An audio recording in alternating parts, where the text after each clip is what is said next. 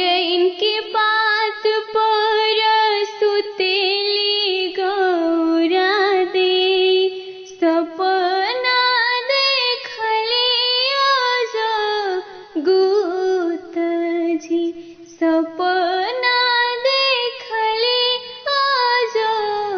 गुतजी टोला परोसा के गोतिनी हो बहिनी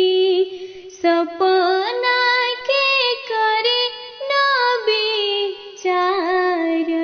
जी सपना के करे न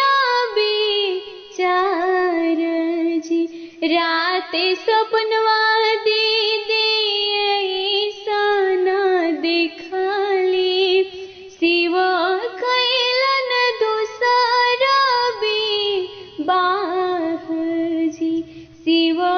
कैलन दूसरा विवाह जी घरवा पैसी गौरा जी विनती कर सुनी शिव जी अरज मार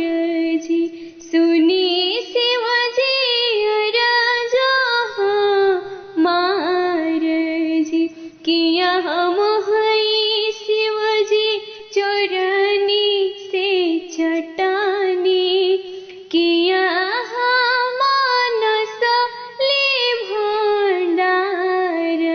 जी रौरा करब दूसरा विवाह जी रौरा करब दूसरा विवाह जी नाही तो ही